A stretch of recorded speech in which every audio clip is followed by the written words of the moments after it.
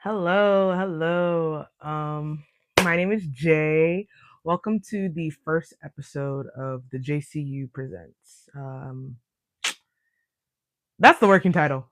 It can change. It can change, but obviously we are talking about sinners. So if you're a little bit familiar with the work that I've done on TikTok, then you'll know that for sinners, I've been talking about story structure a lot. I've been talking about Eastern storytelling, Western storytelling, and West African storytelling. And I've been talking about the ways that Ryan Coogler might have embodied this in Sinners. And it is mostly theory because, unless confirmed by Ryan himself, these are just working theories. This is just me having fun because I took film classes and I learned a lot. And then I also just really like researching. Um, how I just like to research and I think a lot of thoughts. So I discovered these things. I found these things. So one of the ways that I first came about Kisho Tenketsu, because that's the first story structure I'm going to talk about, is because I was wondering to myself, um if Western storytelling, like story structure formula, is based off of um the Odyssey. Like if that's where like the hero's journey is based off of, and then you also have like free text pyramid, which is what a lot of Western storytelling is based off of. Most of it, basically, like the hero's journey. If that's what it's based off of, what is Eastern storytelling based off of? What's the foundational text of Eastern storytelling? And I was curious about that, so I went on Google, of course, naturally, and I started to research what the Eastern equivalent of the Odyssey is. And the first thing I happened upon was they said it was Journey to the West. And if you know what Journey to the West is, then you're probably familiar with Sun Wukong. I'm pretty sure he has a video game out right now, Sun Wukong. So Sun Wukong is the Monkey King, I believe, the Monkey King, and has that like red staff that expands. And if that's not familiar to you, then what is probably familiar to you is Dragon Ball. So Dragon Ball was inspired by Journey to the West. Journey to the West, the Monkey King, Sun Wukong, Son Goku. So Goku also uses a bit of that imagery, or Dragon Ball uses a bit of that Journey to the West imagery. Um, there are like 100 movie versions of Journey to the West. Yes, there are. There are so many. And Goku, he uses when Goku's a kid, he has that expanding staff. Um, yeah, so like that is like what I found.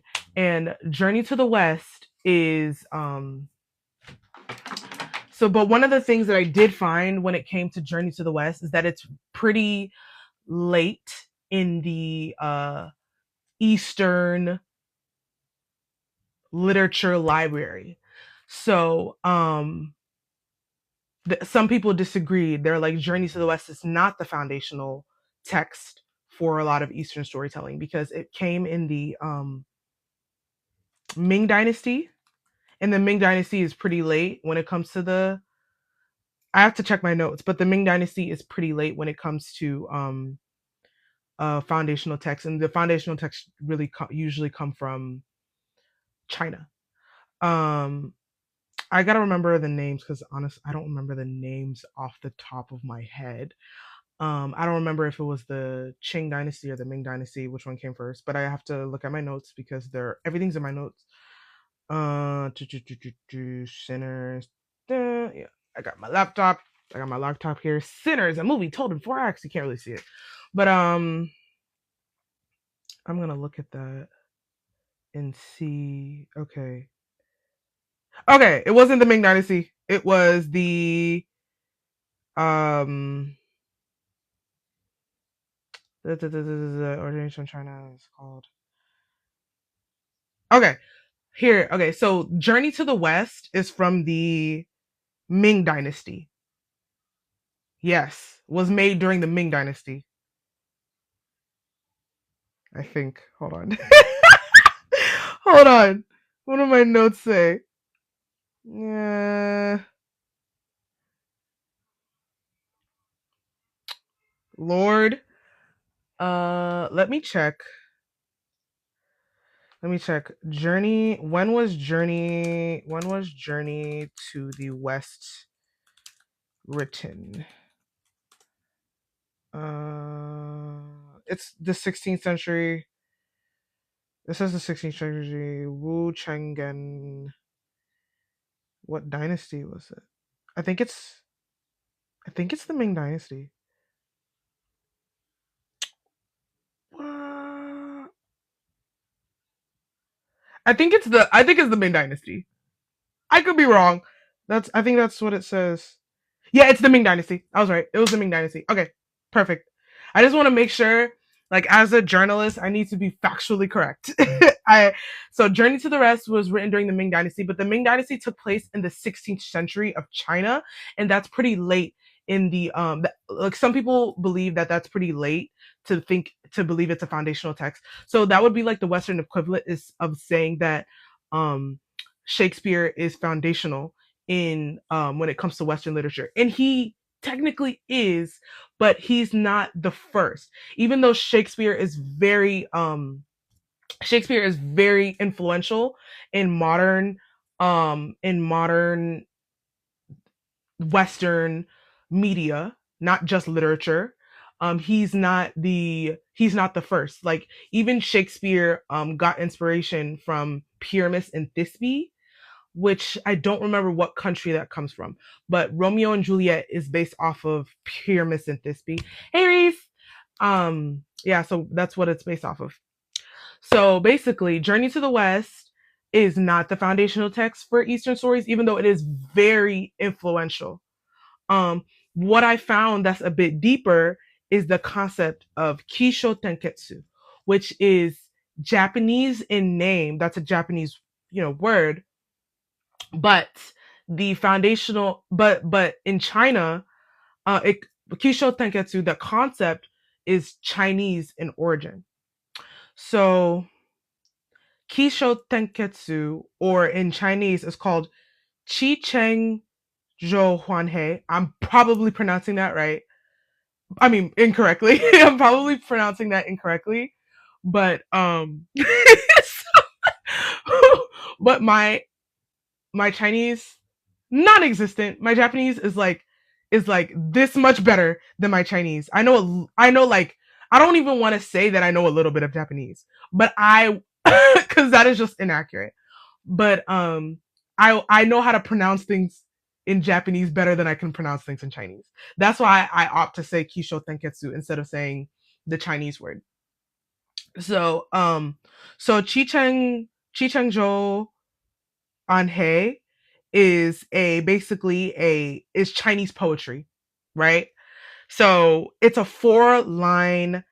It's a style originating in the Tang Dynasty, and it's four line Chinese poetry, and that's where you get like Kisho Tenketsu, a story told in four acts. So four lines, four acts. I think that makes sense. Um, so yeah, in the modern day, it went from four lines to four acts. So a lot of Eastern stories use Kisho Tenketsu. Um, so Japanese, so that includes China, China, Vietnam, um, and other Eastern countries. Not all of Asia uses this. And yeah, so basically going back to me researching this, that's where like I happened upon Kisho Tenketsu. I was like, oh, this is the storytelling formula, a story told in four acts. This is a storytelling formula for the West. I mean for the East. Let me pull up a graphic for Kisho Tenketsu. So bear with me for a moment as I pull up a graphic because it's easier to understand that way. I'm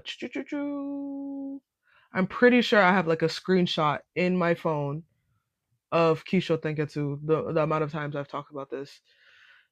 I always, how do I do this? Enhance.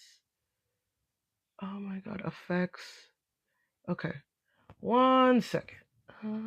I have so many photos. Let me go to screenshots. Screenshots. That's Freytag's pyramid.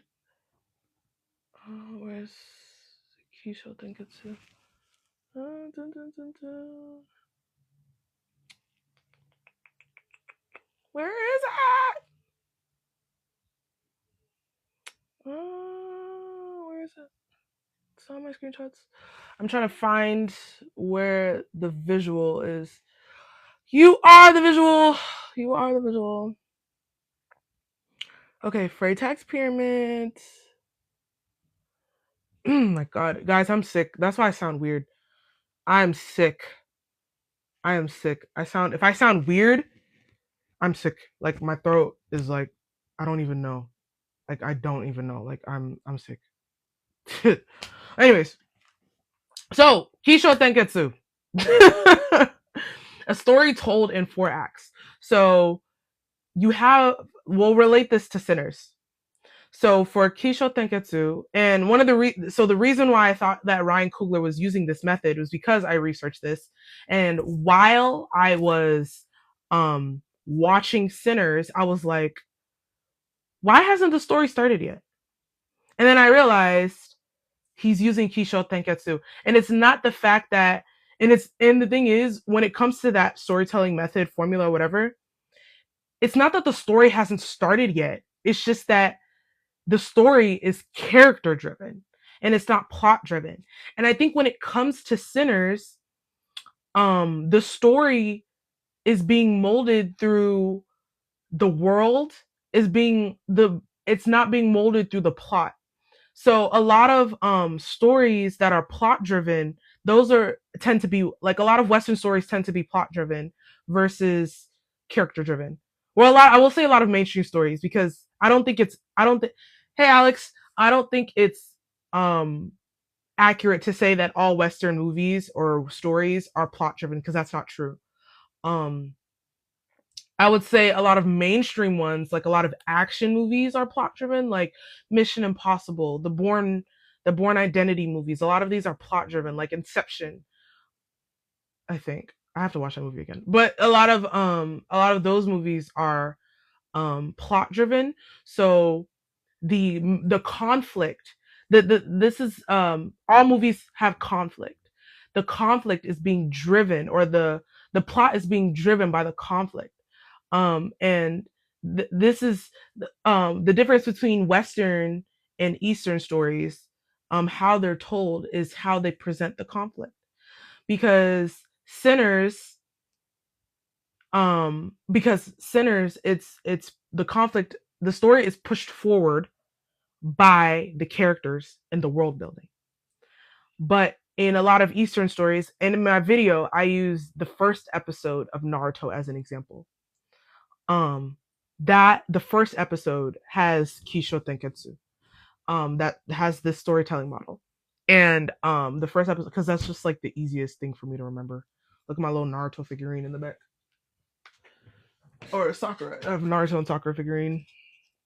Here's my Naruto figurine. So these are my credentials. These are my credentials. My credentials. And then I have the first volume of Naruto in Japanese. I don't think I have any volumes of Naruto in English, actually. But yeah, these are my credentials. My credentials are nerd. No degree. My credentials are nerd and very well researched. Where was I? But yeah, so yeah, everything is about the conflict. So when you watch the trailer for Sinners, you think, going into the movie, you probably think that this story, they're gonna be fighting vampires. But no, because this is a story, going with the assumption that this is a story told in 4 acts, you would assume, you would think that, sorry, I lost my train of thought. I don't even know where I was going with this. Okay, So because this is a story told in 4 acts, the conflict is not going to be introduced in the first act like a western, like a typical western movie would be presented, right? So um let's say if this was a story told in 3 acts and it was told with like the Freytag's pyramid storytelling formula, the vampires would have been introduced. If excuse me, if this was plot, if this was a plot driven story, the vampires would have been introduced in Act One. At the end of Act One, at the break into two. Um, if this, but it's a character driven story, and even if this wasn't Kisho Tenkatsu, right? And it's still, and it is a story written in 3 acts. Um, the it would still look the same because character driven stories tend to look like can tend to look like Eastern stories. Like the Kisho example, right? Because a lot of these stories are again character driven. So that's like the difference. A lot of like Eastern stories are not driven by the plot, even though they have these like massive things, like stories like Naruto, even though they have these massive plot points, they're not, these stories are driven by the characters and the world building. um that's why like some of them can seem slow because you're waiting for something really big or something very explosive to happen. So I think that's why a lot of people found Sinners to be boring, not because um not because it's a Eastern style specifically, because again, this is just a theory. I'm not saying that Ryan Coogler actually did this. But because it's character driven, that's why a lot of people find it boring, because a lot of Westerners are used to plot driven stories. They're used to something happening at the very beginning that is like this. So you'll notice that like the inciting incidents are very like plot driven. So I'll give you an example. Terminator. Terminator 2, because that's the only Terminator movie I like really remember because it's my favorite. So the whole thing is that the inciting incident in Terminator is John. Oh my god, do I remember this movie? Um somebody is trying to somebody a Terminator from the future is trying to murder John. Like that happens in the first act because it's a plot driven story. Like, and now the story basically is being pushed by the plot because now John and his mother have to find a way to get to safety. um and it's like you have this looming threat in a lot of plot driven stories. There's a looming threat. There's a ticking time bomb in a lot of these movies. Like literally. So like in the movie, it's not really about John as a person, it's about the things happening to John and Sarah. And you have like the Terminator, Arnold Schwarzenegger's character is being they're all being chased by these future Terminators trying to take out John because, in the future, blah, blah, blah, John, whatever. So that's like, you have this looming threat. That's a lot of, that's what plot driven stories do. There's always a looming threat in plot driven stories. And I think that tension is what draws a lot of like, that is what draws a lot of people to plot driven stories. And that's what a lot of Americans, Westerners are very used to, because our blockbusters, a lot of our very popular movies are plot driven movies. Yeah. Character driven stories, but there are character driven Western stories like Sinners, but I'm going to give you a popular example that is a character driven story and not plot driven. So I'll give you Get Out. Get Out is a character driven story, because again, the inciting incident is Chris just decides to go to his girlfriend's house.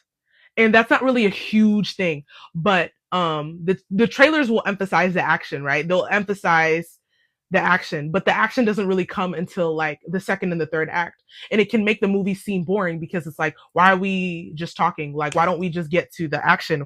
And the action parts is like Chris fighting his girlfriend's white family. Like that's like the action of it. But that's not what the plot is pushed by. The plot is pushed by like Chris's story. Because remember, I think I haven't seen Get Out in a while, but like Chris, he has a lot of trauma, right?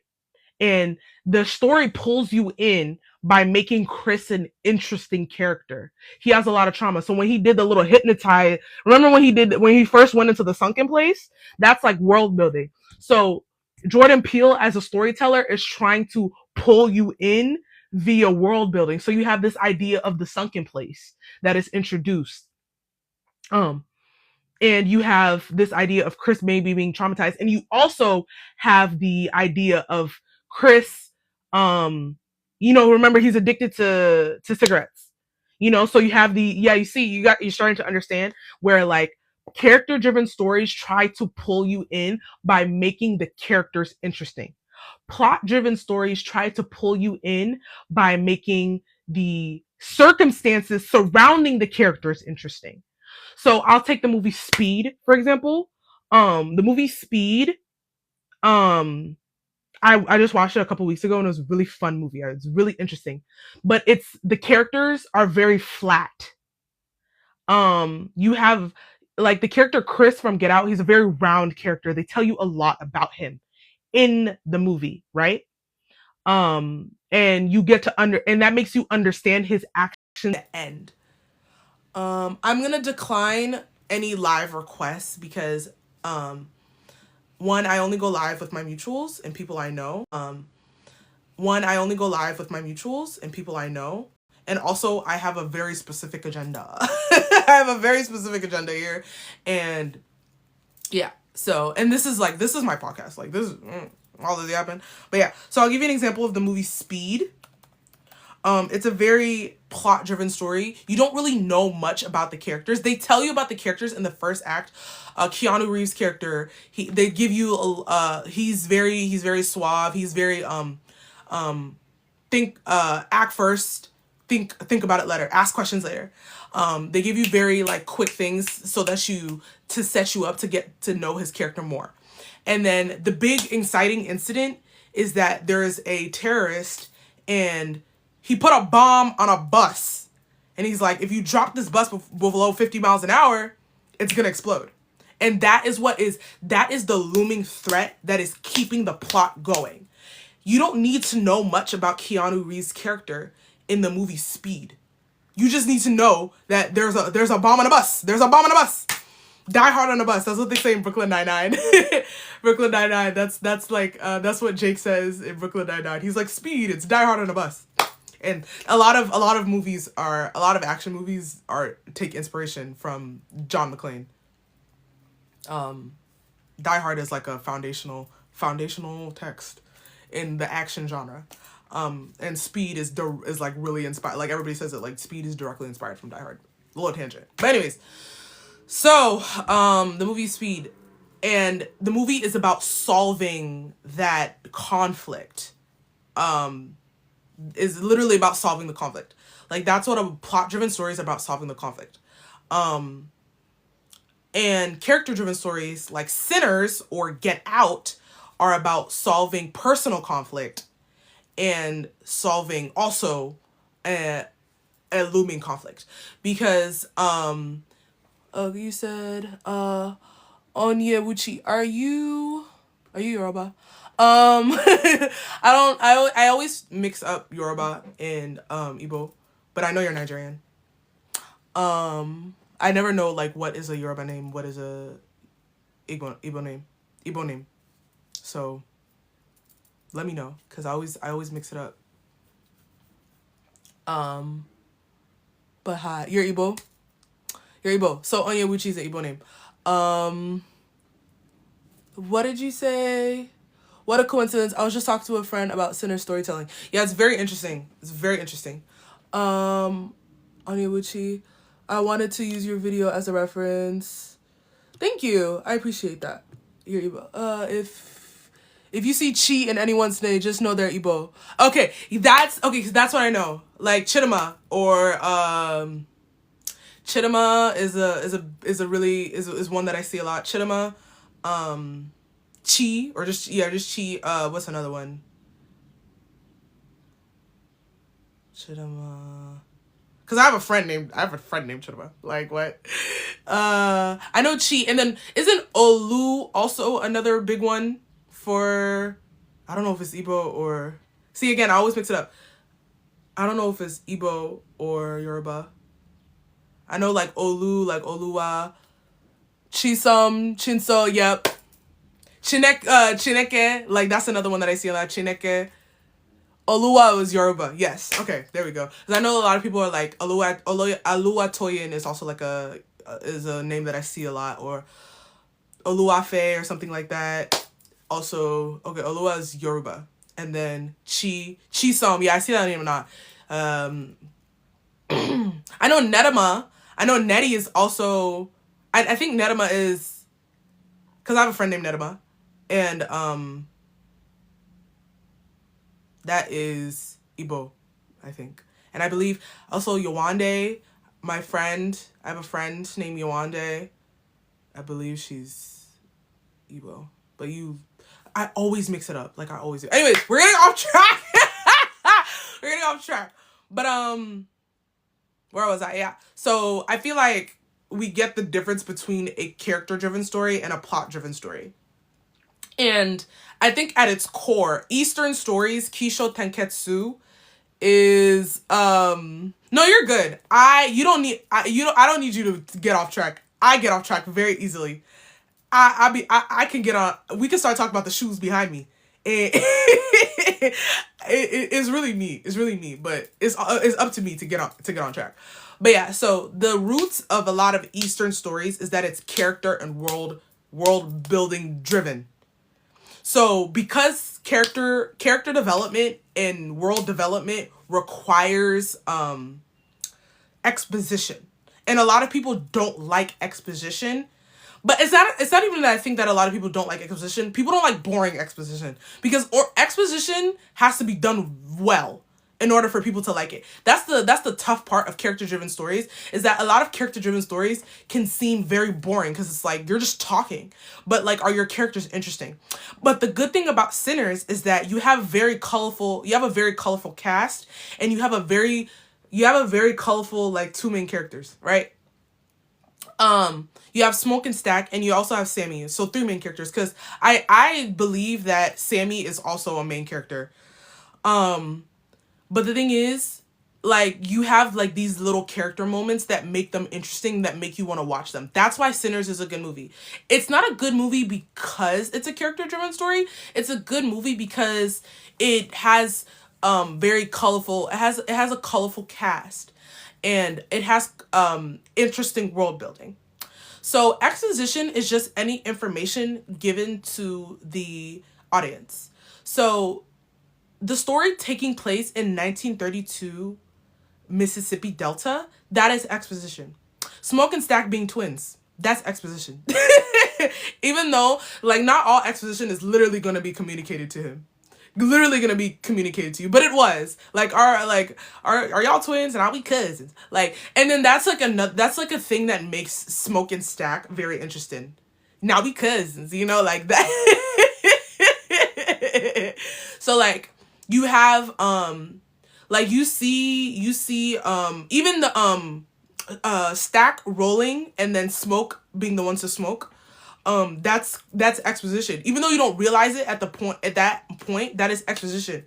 Because at the end of the movie, you see Smoke trying to roll. He can't roll because he has tremors. And then you can infer that the tremors are from fighting in World War One. That's more exposition, because remember, Stack, or I don't remember which twin said it, but one of the twins said, "We fought in the German trenches." That's exposition. That tells you more about the characters. But it's like, it's the way you do things that makes a story interesting.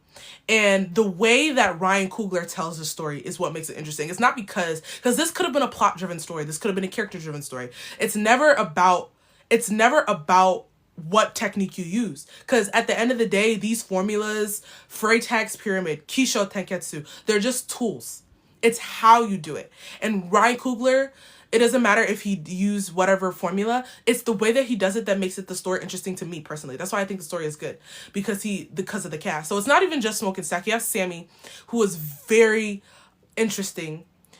You get a little bit of exposition on Sammy in the beginning. His father, oh my God, his father. His father does not speak the best over him. He says that when you dance with the devil, it'll follow you home. And technically he was right. But I saw a video that said the power of the tongue is very real. And I do think the power of the tongue is real. I think the power of the tongue is very interesting, actually. I think that the power of the tongue is real, but at the same time, it's not. Because sometimes you can speak things over yourself and it doesn't happen. But sometimes you can speak stuff over yourself and it does happen. Because the devil technically, well, did the devil technically follow him home? Let's talk about it. Did the devil really follow Sammy home? He killed the devil. The proverbial devil. So technically the devil didn't follow him home. The devil, well, what do you call home? Actually, what is home in Sinners for Sammy? I would say that home was the juke joint, because that's where he felt, that's where his heart was. And they say home is where the heart is, right? And that's where Sammy felt the most home, because that's where he was. That's where he was mostly himself, right? So you could say the devil did follow him home, because that's where his heart was, and his heart is music. And I feel like his father was just so judgmental, because I feel like because, Christianity, or, was used as like was used as a tool. It's still used as a tool, but back then we'll just talk about the context. But who is the devil? Like Sammy and the father see the devil in different things. I think that in the story, the devil is many things. The devil could be music, blues. That is Sammy's father's perspective. The devil could also be Remick, because Grace calls him a white devil. The devil could also be the clan. The devil could also be the Choctaw hunters in the perspective of the clan. Because the two white people, I forgot their name. The first people that we see get turned into vampires, I forgot their names. They probably see Choctaw people as the devil, because they're like, them Indians, so the devil is not literally, Smoke and Stack could also be the devil, right? Me and my friend had a conversation about this. Smoke and Stack could be the devil. Because they were very manipulative. Smoke and Stack were not innocent at all. They were, they shot people. They manipulated people. Like if you really want to get into it, Stack manipulated Cornbread into coming to the juke joint by, talking to him disrespectfully. Because if he had not talked to him like that, Cornbread felt like he was had to be a man and be like, "Oh, you can't talk to me in front of my wife like that." So he sort of bucked up to Smoke, and he was like, "Hey, I don't want to fight. Just come and work for me." And then that kind of and then Cornbread was like, "All right, whatever, I'll work for you." But that required a bit of manipulation in a negative context, if you want to take it that way. The vampires didn't feel like they were devils. They thought they were offering freedom to their victims. And that's why it's all about perspective, right? Like I say, again, when it comes to the storytelling methods, it all comes down I'm hungry. Oh my God. I need to eat. But anyways, we're going to finish this. Yeah, so it all comes down to perspective. Who is the devil? Because technically Smoke and Stack followed the clan to their new home, which is the juke joint. The devil will follow you home. A lot of people were followed home. Bo Chow tried to go home and got turned into, So I think the devil is your perspective, because they always say that everybody, you could be a villain in anybody's story, even in your perspective you might be a good person. Like in Remick's perspective, he might have thought he was a good person, right? I think that's what makes villains, right? Villains are just perspective, and who are you a villain to? Because somebody like Stack and Mary, Remick could have liberated them, because in that time, a white person or a white passing person, because Mary's white passing, a white passing person and a black man being together is really bad. But that could have been liberation for them, because you see them in the 90s. Nobody cares about interracial dating in the 90s. It's way more socially acceptable in the 90s versus or was it the 80s? Whatever. It's way more socially acceptable in the 90s than it is in the 30s, right? So everything is perspective, because technically freedom, because what is freedom is also perspective, because it's Remick to Annie, being a vampire wasn't freedom, because it's like you can't see the sun. But when it comes to freedom, to Remick, freedom was just like, you don't ever have to worry about eating or being hurt, because like you could also, it's also community, because being a vampire, you could survive anything, besides like all the steak and the silver or whatever, and the sun, obviously. Yeah, so like everything is perspective. But anyways, back to the story structure. So what makes Sinners a very good movie is just how interesting and colorful these characters are. So you have even the difference between Smoke and Stack. Stack is very like, I need to get this money, let's get this done. And he's also very hurt, and there's a little bit of resentment there. They make him a very interesting character. Like, he's a father. Their child was stillborn. I think it's implied that their child is stillborn. So this is more exposition. They give you things that make these characters interesting. Sammy being good at music, being a gifted musician is also exposition, and it also makes him interesting. And then also playing music, I think that's another thing. The music makes the story better. Telling a story through music. Sammy being able to sing the blues like that. Even Delta Slim, him, another colorful character. He tells a story about his friend being lynched. Like, that's another way. Like, there's so many different things in Sinners that make it interesting. It's the world building. It's the way and it also the actors themselves, how they present the story. Because if Sinners was full of terrible actors, it doesn't matter how good the story is. It's always the how you do things is most important when it comes to storytelling, because it doesn't matter what tools you use. It matters how you use those tools, right? You have Annie. You have like you introduce into hoodoo to people who have never. Yeah, it felt lived in, exactly. Onyoichi, I hope I'm pronouncing your name right. It felt very lived in. It felt like it didn't feel like they dropped us, even though they technically just did drop us in the middle of the story. It felt like we were a part of the story, because there's so many aspects of the story that you can like, you can relate to, or maybe like understand, or maybe you don't relate at all. Maybe you're just introduced to this. Maybe this is the first time that you're introduced to this. Yeah, Dre. Yeah, it's the first time you're introduced to this, but they say it in such an interesting way. And they even use attraction and these sort of like sex scenes to sort of make these characters a little bit more interesting. So you have Annie, who is that you're introduced to her through the lens of hoodoo. You learn about the mojo bags. You learn about his time in Chicago, right? Because that scene tells you so much. You have to pay attention. I have to see Sinners again. I do. You learn that, first of all, in that scene, you learn how much integrity that Annie has. You learn about the child. At that scene, I immediately was like, oh my God, they have a stillborn child. Like, that's so sad. But you get to see, the more they reveal about these characters, the more you understand them, the more you empathize with them, and the more interested you are in them. Dre, you said, like, the twins were returning to a place that exists outside of them. Wait, hold on. The twins were returning.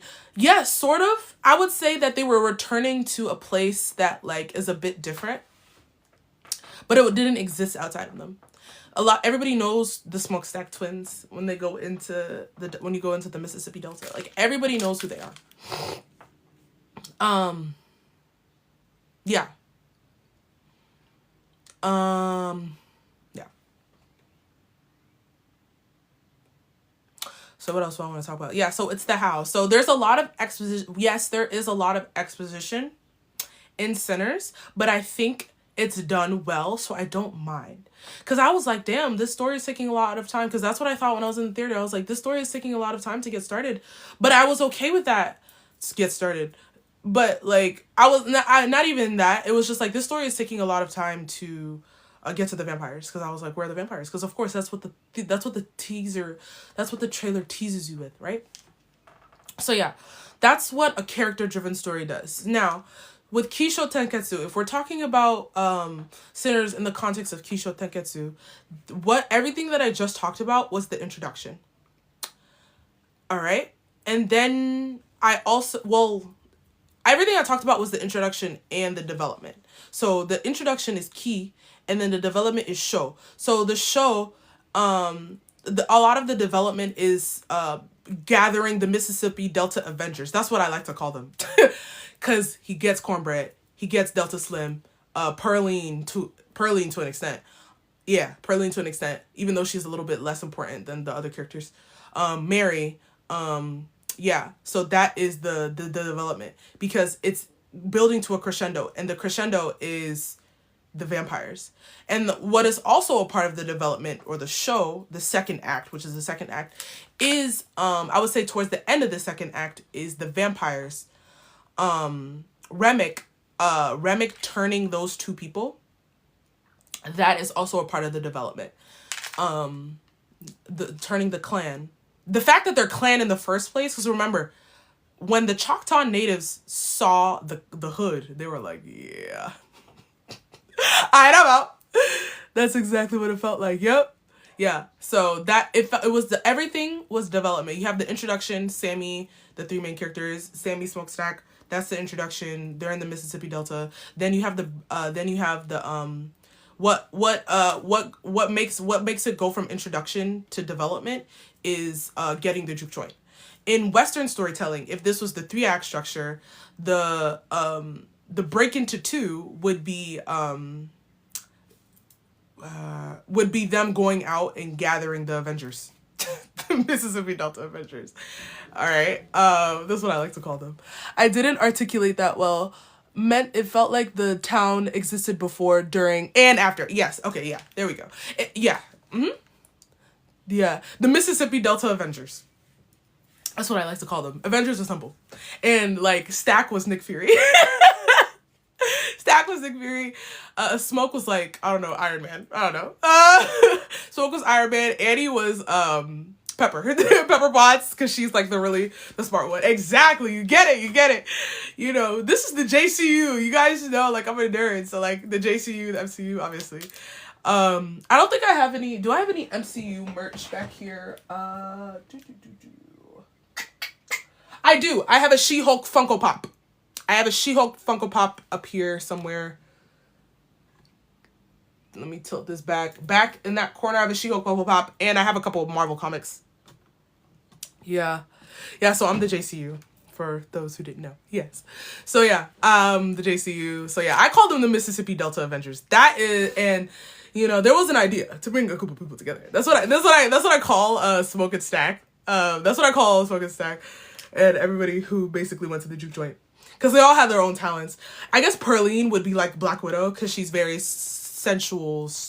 You know, I'm trying to like not get banned. She's very sensual. Has sex appeal, just like Black Widow does. And she's like a siren. You guys don't know how I feel about Pearline. I feel very strongly for Pearline. But yeah.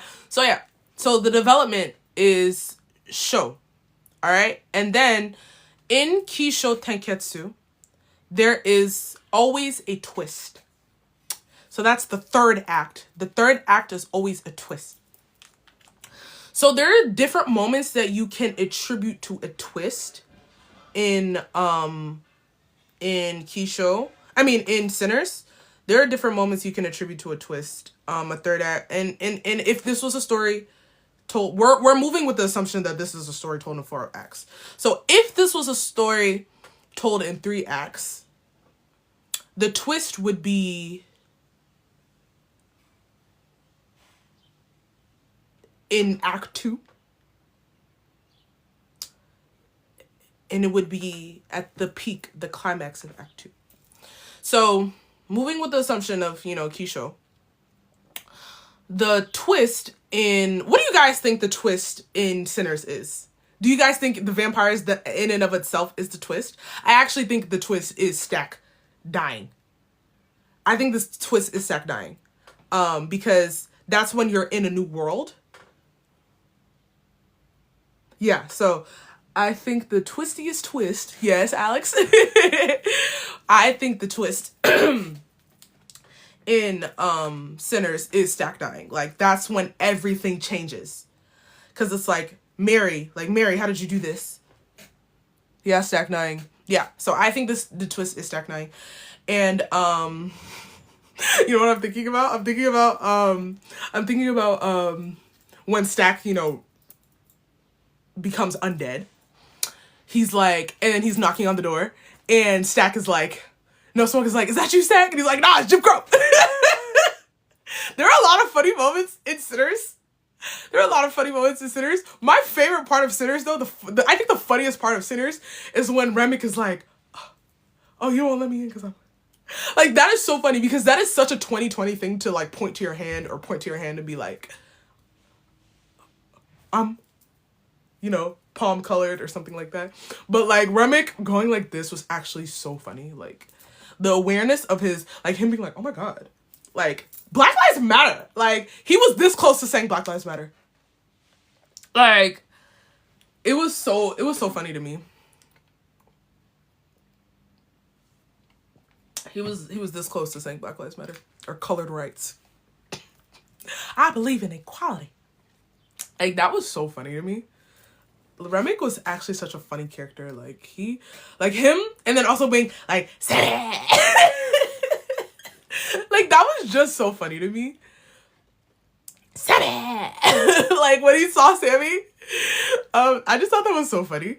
Like, he's a funny character. Like, I think the Jack O'Connell, the guy who played Remick, he did great. I think he did an amazing job. In a different live, I will get into the characters and the acting, because, like, the acting in this movie I think was really great. And because I really want to get into, like, Remick and just, like, that Irish history and the just, like, everything else. But yeah, let me get to my notes and see what else. But okay, we're gonna go through the 3 acts. So the twist is Stack dying. That's when everything changes. Everything goes to basically shit. And basically the 3rd act of Kisho Tenketsu is basically pushed by the twist. So I'll give you an example. So Naruto, we'll take Naruto again. The twist in Naruto, obviously, in the first episode of Naruto, is him finding out that he's the 9-tailed fox.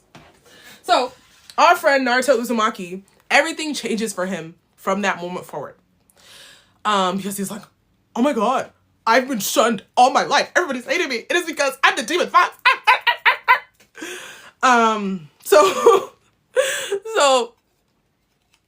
So he's like, oh my God. So the same thing happens in, I'll even use One Piece as an example. I don't have a Luffy figurine, but I do have a Zoro figurine. So the plot twist in the first episode of One Piece, or the first chapter, because the first chapter and the first episode are 2 different things. But anyways, the plot twist would be, eat the gum fruit. Eat the gum fruit. He's stretchy. That's like the plot twist in that episode. He's like, you ate the gum fruit. Oh my God. So that's like another example. So yeah, so you have the twist, and then everything is being pushed by said twist. So everything they do from then is because of the vampires. So Grace, Annie preparing, because Annie, again, she's Pepper Potts. She's like the brain. She's like, all right, we got to do this, we got to get down. You gotta eat the garlic. You gotta eat the garlic. So everything that happens in Act 3, is because of the twist. And in a character-driven story, in a 3-act structure,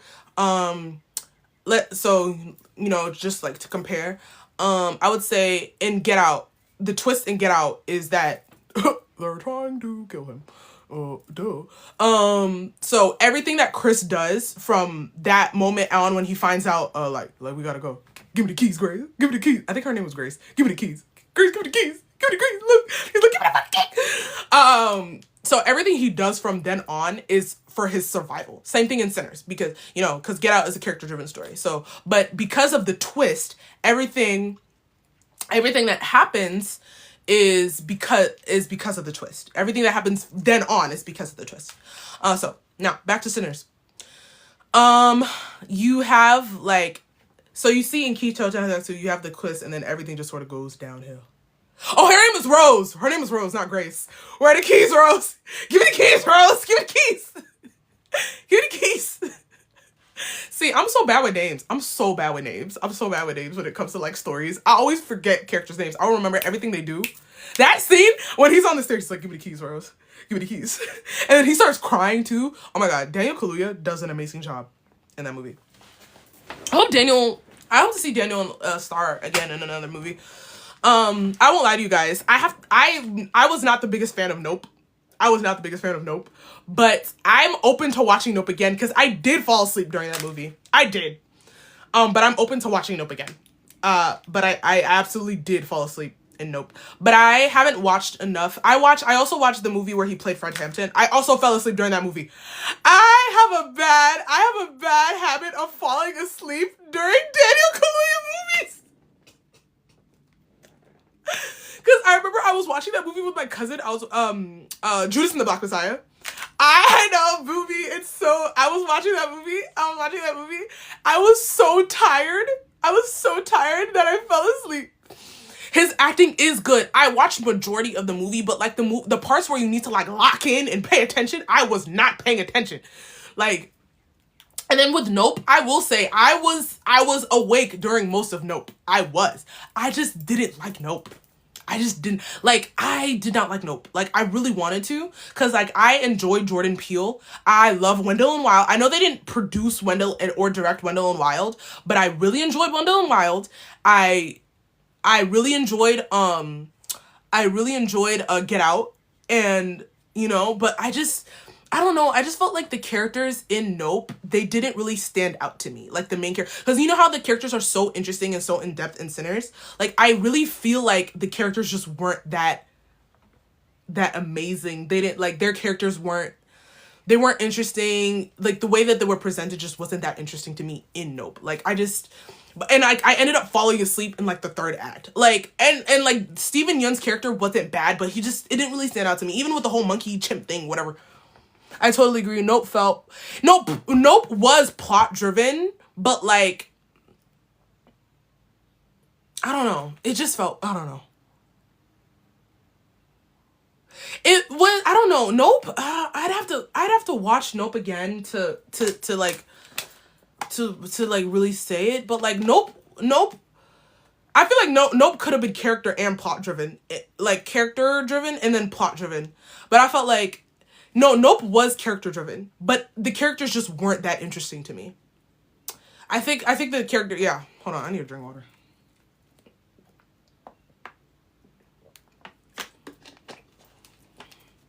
I've done Daniel Kaluuya a major disservice. Yeah, the characters just weren't that interesting. Like Keke Palmer's character, like there were stuff that were like, there was world building, there was setup and everything. It's just that it just wasn't that interesting. I did not find it compelling. The story development, it was not compelling to me. They just weren't that compelling to me in Nope. In Get Out, super compelling. Like Rose, the relationship, everything, it was super compelling. Like even the dad in Get Out, like him, the way that he's so ditzy, he's like stereotypical white liberal. He's like a stereotypical white liberal, and he's like, oh, I would have voted for Obama for a third time. Like, those things like make the characters interesting. But I felt like in Nope, they just didn't really stand out to me. Like, their characters didn't really stand out to me. Yeah, I was not. You know what's funny? The reason why I remember like Nope like this is because I went to go see that movie on my birthday. I went to go see the movie on my birthday. Like, yeah, I saw the movie on my birthday, and I was like, ugh, I'm disappointed. This why, but yeah, like I haven't rewatched Nope since I saw it in theaters. But yeah, just that movie was not for me. I did not enjoy Nope. I really didn't. But anyways, back to Sinners. I need to drink more water. I'm like so thirsty.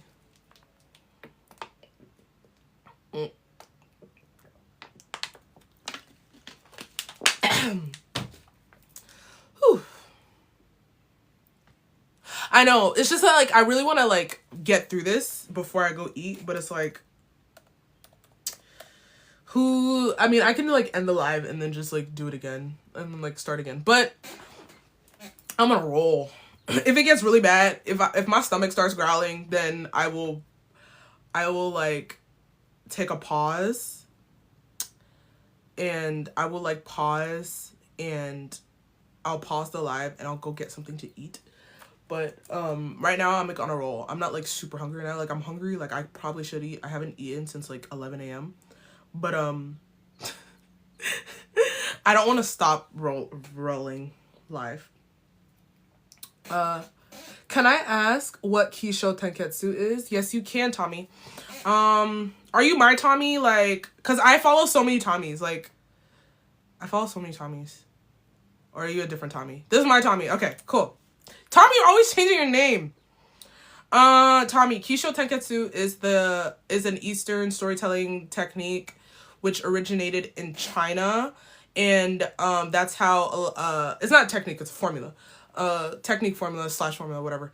It originated in China, and it's the it's a story told in 4 acts. And the story has an introduction, it has development, and then there's a twist, and then there's a conclusion.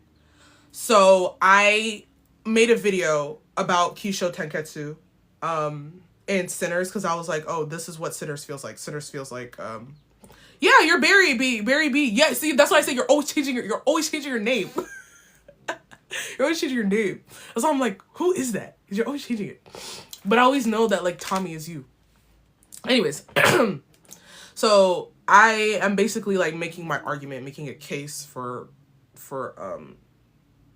this story being Kisho, but I'm also at the same time making a case for it being Western, a story told in 3 acts.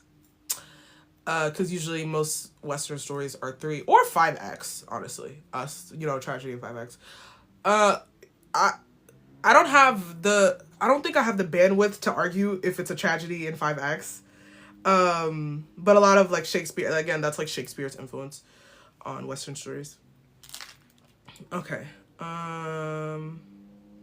So since you just got here, I'm gonna explain Kisho Tenketsu with the first episode of Naruto. So the introduction is the first scene is they tell you that 15 years or 12 years ago, a giant fox attacked the village. That's like the introduction. And then they show you the cut to Naruto, obviously 9-tailed fox, demon fox, whatever. There's Naruto right there. So in Naruto, so that's like the introduction, and then the development is you have this knucklehead. You have this knucklehead who is a troublemaker. He's ignored, so he makes trouble, blah blah blah. And then you also find out that he's trying to pass the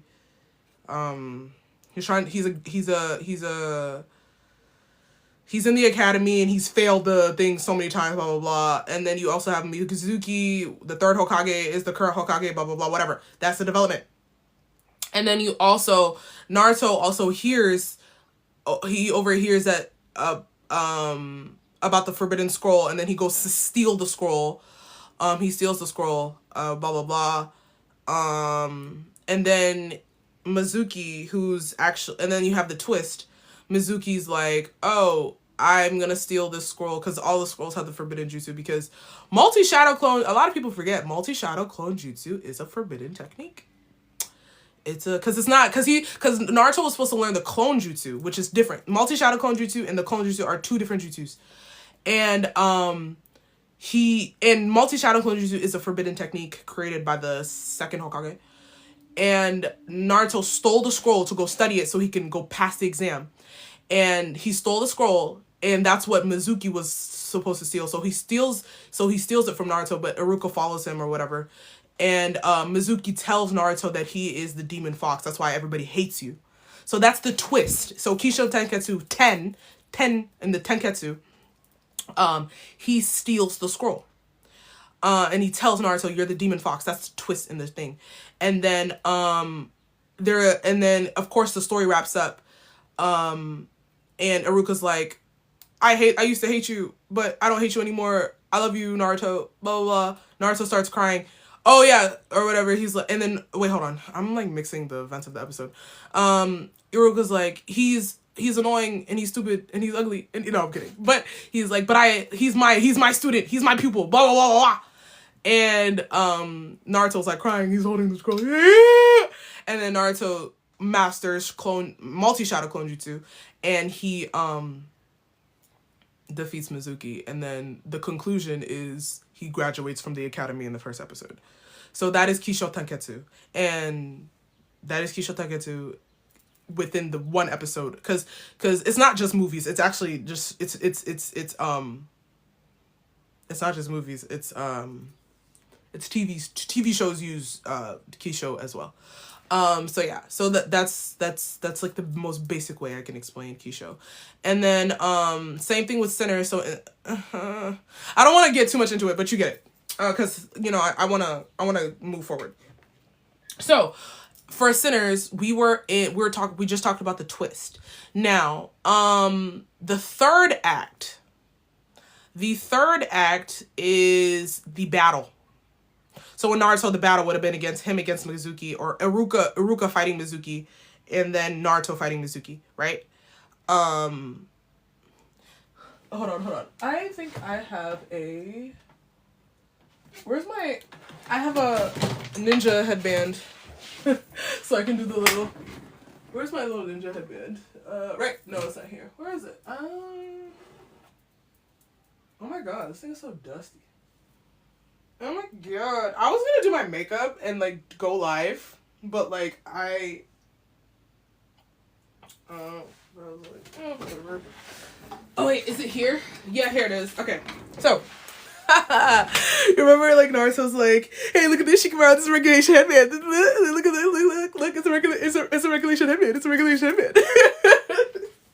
That's like episode 2. I was gonna do my makeup, but I think that's not where this live is taking me.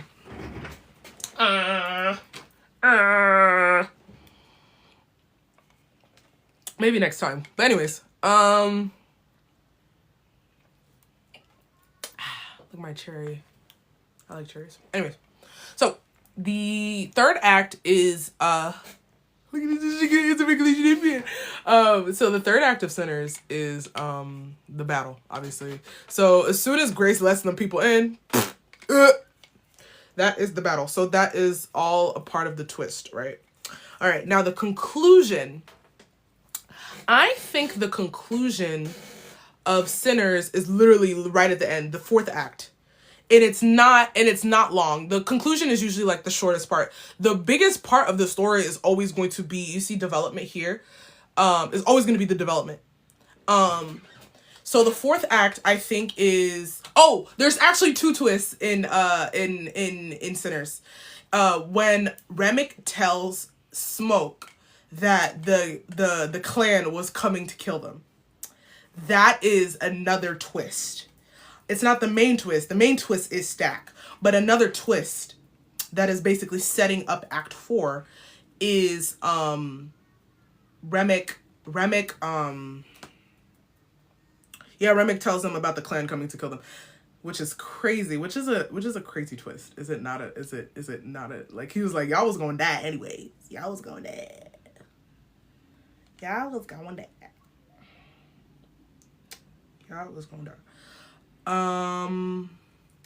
So in Western storytelling, that twist is like the third act twist. Very shocking, because I was like, whoa. First of all, I never trusted the clan, and like me hearing that twist, I was like, I wasn't surprised, because the clan, the guy, when he said it, he was like, oh, we'll leave you alone. What the heck? I hate when it does that.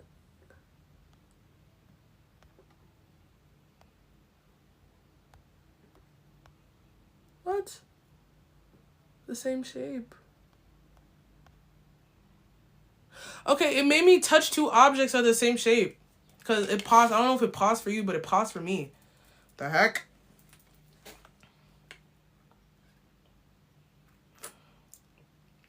Okay, what would Sinners look like if it used... Okay. Eastern versus... Okay. Keeping going. Okay. Yeah, okay. So if it was a Western story, That would have been like the third act in the like Dark Night of the Soul type thing. One day I'm gonna go through the Save the Cat beat sheet with you guys, so you guys can understand Western storytelling. But yeah, character driven story. Yeah, the reason why a lot of people felt like Sinners was like Eastern, at least in my comment section. A lot of people in my comment section about the Kisho Tentetsu video, a lot of people were like, yeah, this feels like anime. Because a lot of anime are character driven stories. And like the plot doesn't start until the second or third act, or the vampire showing up, because a lot of people expected the vampires to show up in act 1, because if this was a plot driven story, that's what would have happened, but it's a character driven story. I think at its core, regardless of Kisho or Freight Tax Pyramid, Sinners is a character driven story. That's why the vampires don't show up immediately. Yeah. All right, what's next? What are we talking about? Okay, so the conclusion is the last act of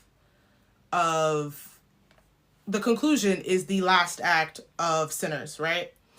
Is the fourth act. So in the conclusion, you wrap everything up. So with Sammy, Sammy leaves Mississippi Delta. He leaves the Mississippi Delta. All right, because he's like, I can't do this no more. Like, I want to be free. I want to travel like y'all did. Because remember the Smokestack twins, they travel, and he was like, I want to travel like y'all did. I want to see the world.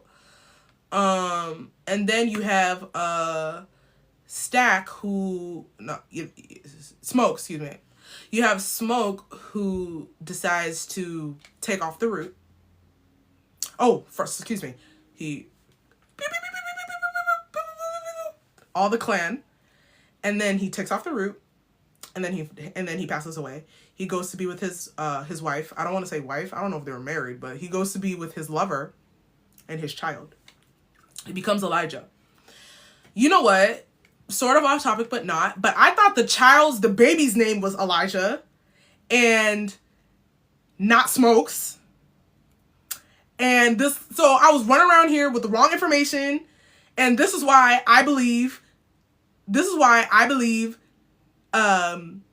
movies need to have subtitles. Movies need to have subtitles.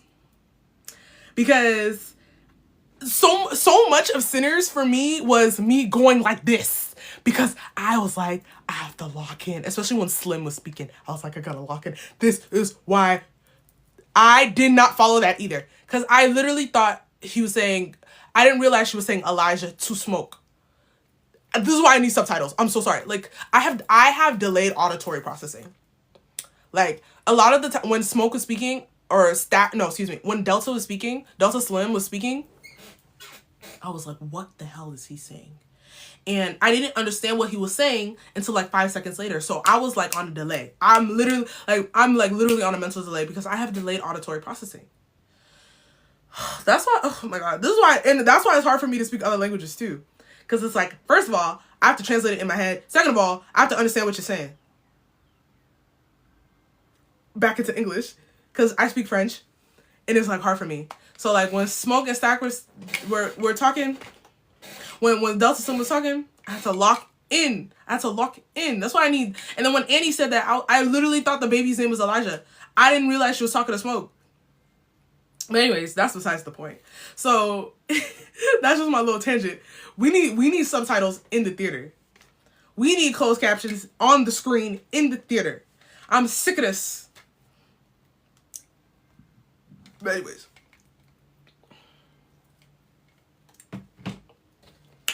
So if this was a story told in 3 acts, all of this, what I'm talking about, would be the third act. And it would be like part of the conclusion, right? So yeah, Sammy leaves, and then also the post-credit scene is also a part of the fourth act, the conclusion, because it's like Sammy has this realization that he's never felt more free than when he was in that night, even though it was like maybe the worst part of the night, and also the best part of his life. It was the best day of his life because he was so free. And if you listen to Pale Pale Moon literally describes the feelings of everybody. Like Pale Pale Moon describes the feelings of Sammy, even Remick to an extent, the vampires. It encapsulates the feelings of all the characters, because they didn't feel free until the sun went down. That's literally a vampire. Like, what can you do during the day? Same thing with everybody who's working class in that time period. You're not free until the sun goes down. You gotta work all day. You in the hot sun. The sun is oppressive. The people are oppressive. And that's what Pale Pale Moon is saying. She was like, she says, work all day till the dollar's done. Don't feel no. Like she keeps repeating that. Pale pale moon on the horizon. Or something. Yeah, just like that song is amazing. Like, if I can't remember the lyrics off the top of my head, but the song really just describes it. And they play the song at the climax of the movie, Pale Pale Moon. Because when Pale Pale Moon is playing, there's a lot going on. There's a lot going on.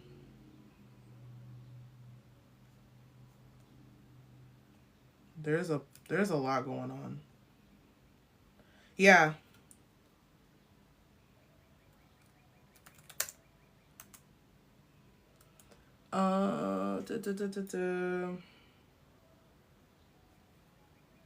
Pale Pale Moon Sinners. I'm gonna read you guys the lyrics. Pale moon rising over the pines come, laud away until the sun does ride. Leave the day by the door. I don't care if the sun don't shine once more. That's what I said.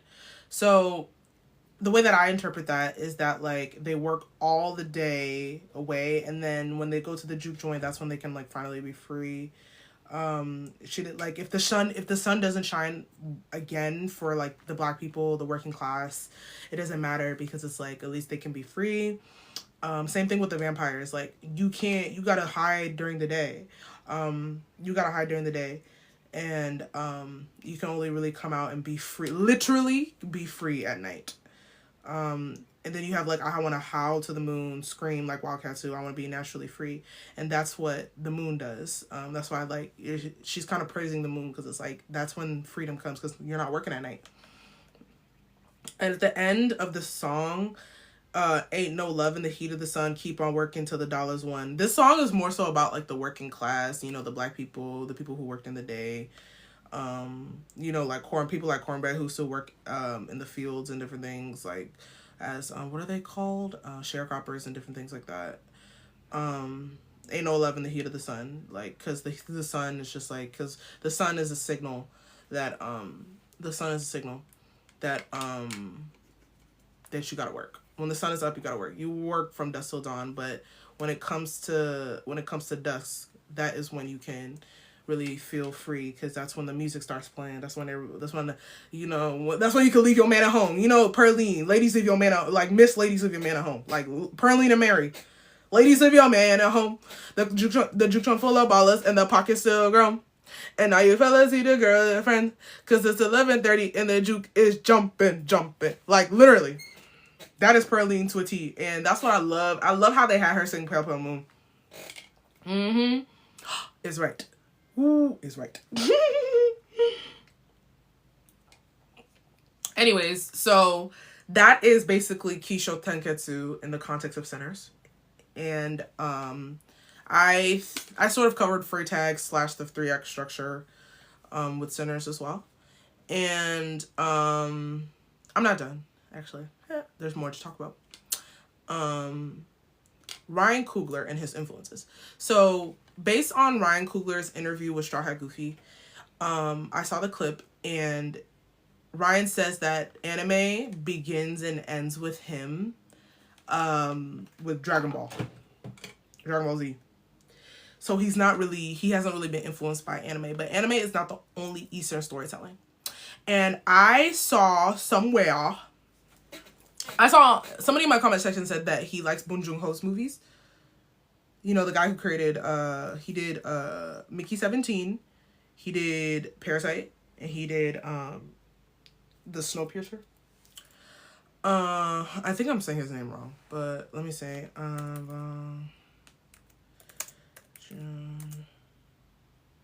Bong Joon-ho, the creator of Parasite. Yes, he also did Okja and The Host. I was very close to watching that movie. I should watch it. Anyways, Mickey 17. Mickey 17 is definitely Kisho. It's definitely Kisho. Definitely Kisho. Like, the storytelling, Kisho Tenketsu is definitely Kisho Tenketsu. I don't know if you guys watched Mickey 17, but I did.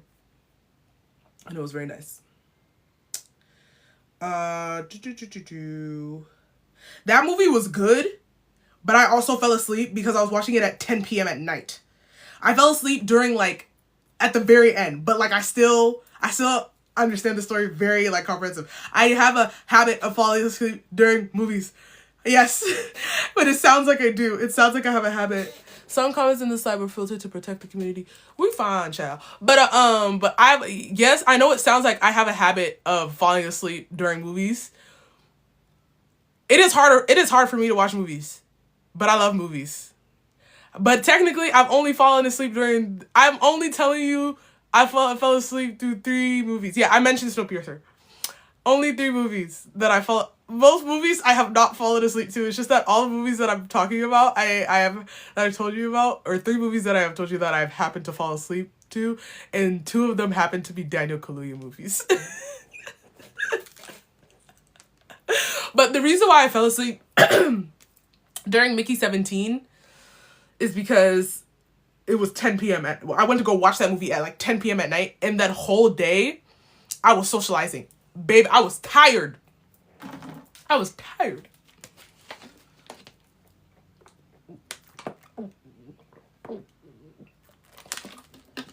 I was tired when I went to go see that movie. Even though I wanted to. It was a very good movie. I enjoyed it. Yeah. So, where were we? Yes! I heard somebody say that Ryan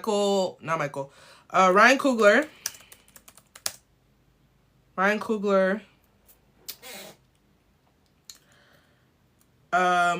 watches Bong Joon-ho.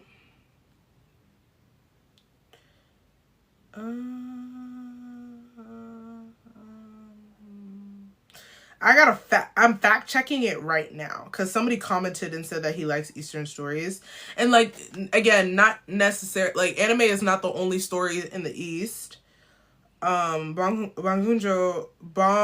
Joon-ho is Korean.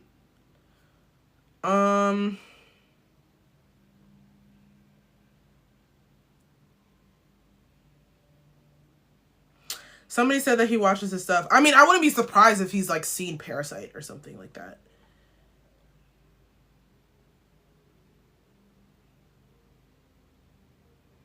It's funny because Mickey 17, another twin movie. Sort of, kind of, if you've seen Mickey 17.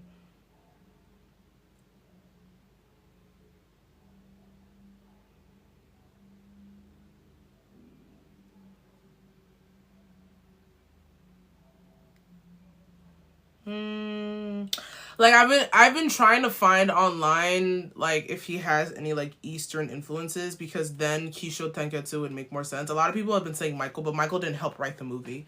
And I know Michael does watch anime and everything. But Ryan does not. He said it was Dragon Ball Z, and, like, that was it. I love you too, Kiana.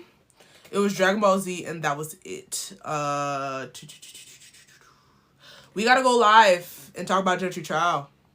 Because I'm gonna start, because this is me. This is my podcast.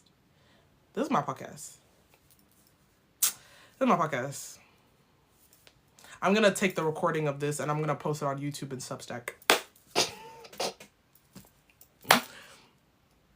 Yeah, but I'm Googling right now. But yeah, we're gonna go live and talk about Jeju Chao because I really want to put out content about Jeju Chao, because no word on season 2. It came out last December. No word on season 2, and I think I could do a season 2.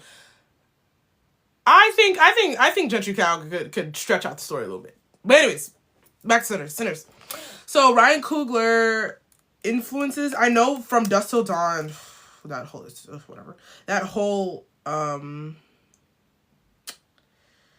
you know, okay, so Tarantino, Spike Lee. Spike Lee is another one who does character-driven stories.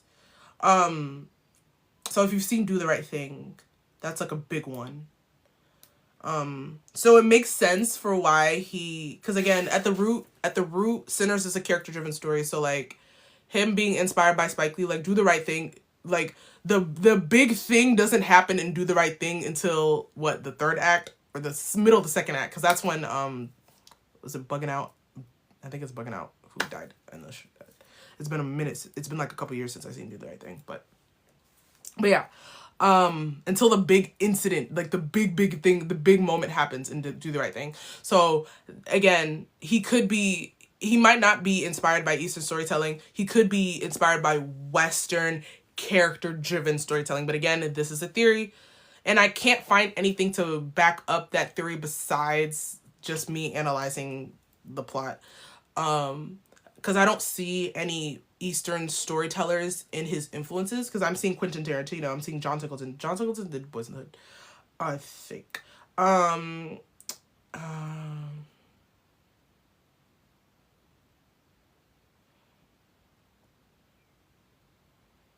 trying to see if like he has like any non-American influences.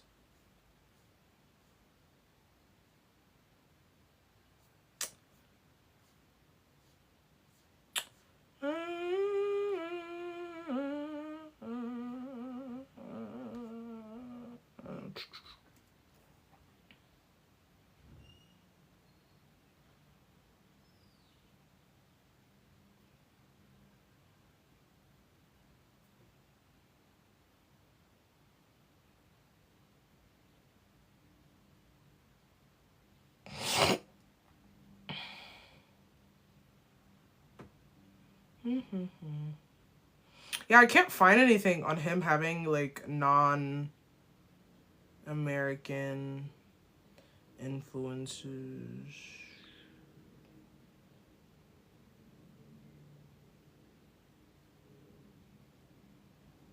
Oh, I'm looking at the Sinners cast right now. And they're such good-looking people.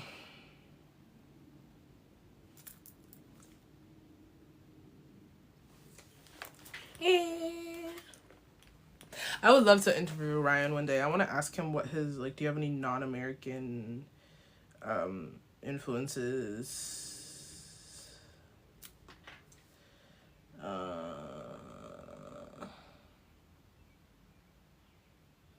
Okay, he says he has 40 cinematic influences. Okay, I'm looking at this article on IndieWire written by Samantha Bergeson. And the article is titled Ryan Coogler thanks over 40 cinematic influences who inspired Sinners, including Spike Lee, Quentin Tarantino, and Brian De Palma. What are these 40 influences?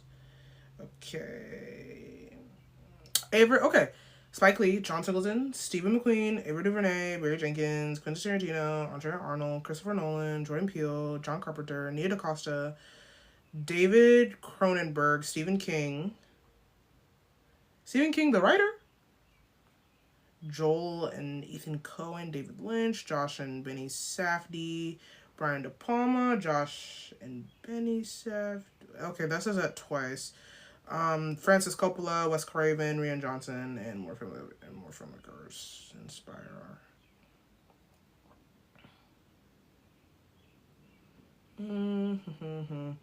Nothing about, yeah, because somebody said that in my comment section, that he watches Bong Joon-ho. Let me see if he says watched Parasite, maybe. Parasite.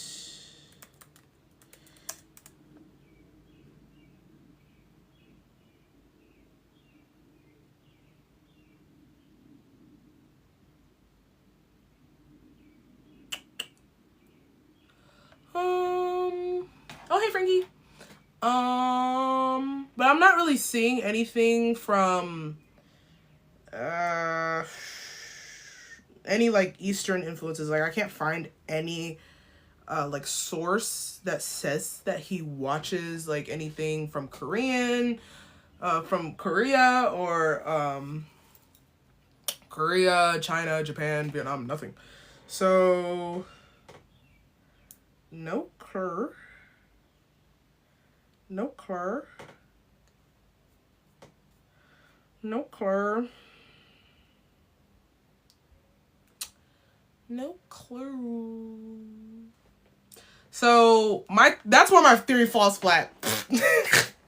That's where my theory falls flat, you know, because that's why it's like more plausible that it's a 3-act story, and it's character driven, especially when you take into account that Spike Lee is one of his influences. So that makes them like, yeah, Quentin Tarantino and, you know, John Zuckerman and all that good stuff, who do a lot of character driven stories.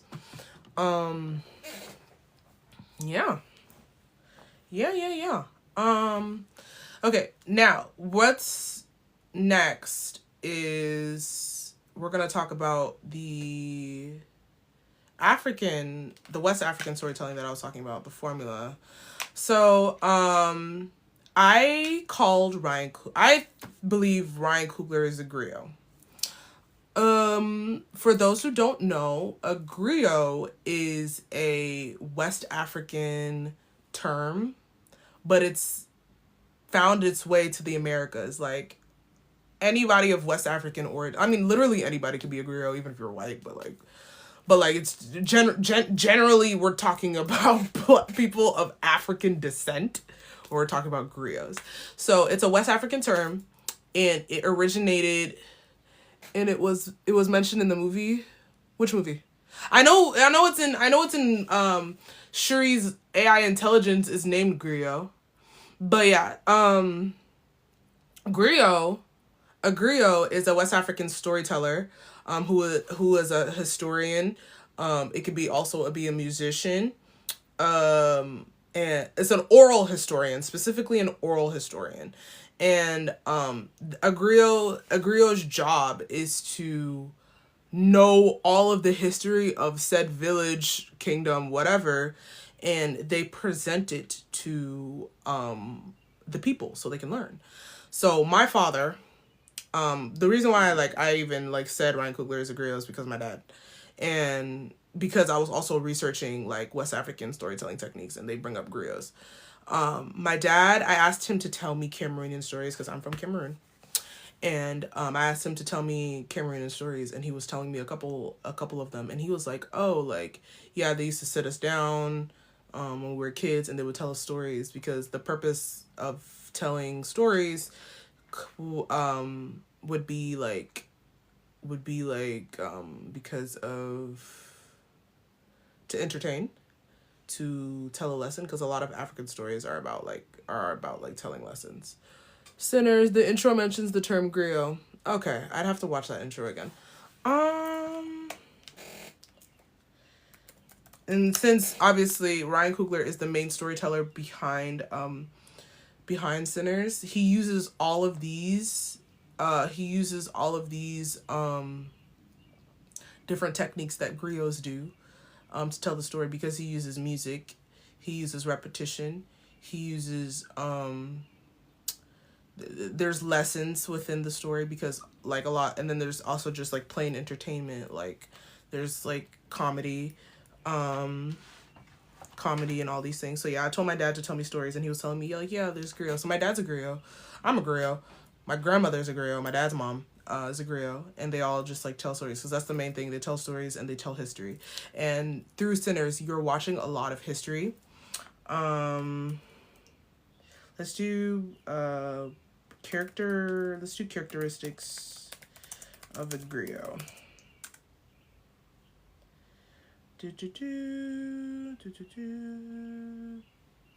And what's funny, they also serve as advisors and diplomats, and I could argue that because a diplomat connects countries, and Ryan connected the diaspora with Sinners, especially with the scene with Sammy singing "I Lied to You." You see not even just the Black African diaspora, you see Chinese, because that's Grace's past, present, Grace and Beau's past, present, future. So you could say that he's diplomatic in the sense of he's connecting cultures, because that's what the diplomat is supposed to do. They're supposed to connect two different, you're supposed to be like an ambassador of different countries, and I think that's what Ryan Coogler really achieved, and that's what a griot does, and that's why I feel like Ryan is a griot. And they do it through song and story, and obviously you have I Lied to You, you have Pale Pale Moon, you have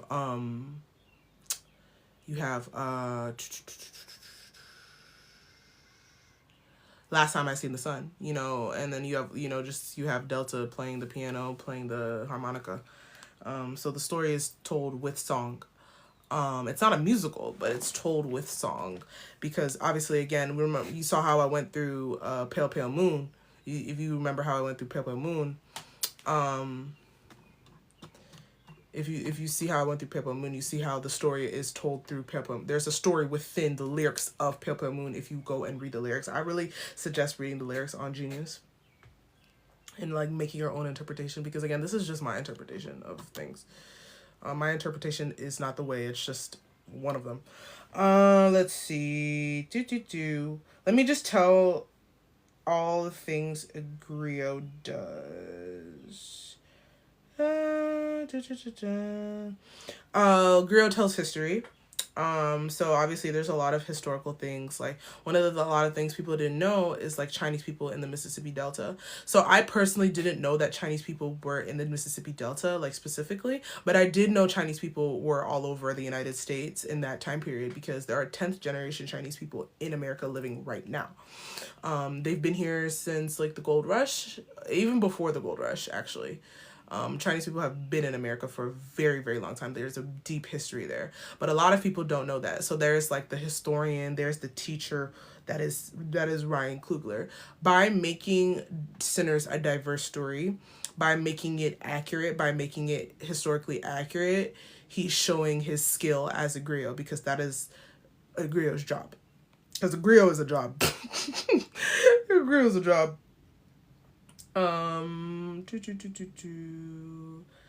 African storytelling. So yeah, those are their contributions. They also venerate the ancestors. They use their ancestors to tell the stories. There's a ancestor veneration, and you can see that through Sammy's, past, present, future. And then also it's seen through Annie, because Annie says that she was taught about vampires and hoodoo from her ancestors, from her elders. So you have that from Annie. Just give me a second, because there's a graphic that I have.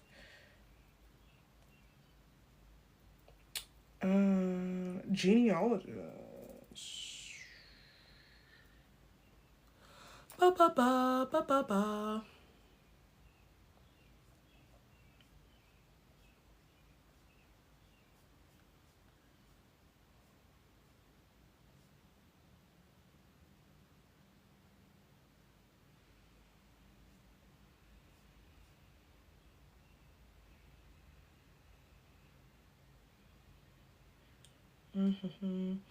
But the reason why Ryan Coogler is different from just like from West, like, griots that are like, when you think about it in like the West African sense, is because one, Ryan is from Oakland, and he has American influences. Obviously, John Singleton, Spike Lee, all those people I named, Quentin Tarantino. He has American influences. So griots are different in the American sense. Like, they made it their own. Like, things have come up because of the Middle Passage. Things came to, they took African things, because their origin is African, and they made it their own in the Americas. And that includes storytelling. So there's similarities, but there also are differences, because obviously, do you have like, they're just like there are African like filmmakers, but like, so there are African griots in like the modern day who use film as a storytelling medium or whatever, but Ryan does it in a different way, right? That is unique to Americans, right? So he still makes it his own. Like, yes, the term has West African origins, but he still made it he still made being a griot his own. And I called him a modern day griot, but like somebody also pointed out that all griots are technically modern, which is true.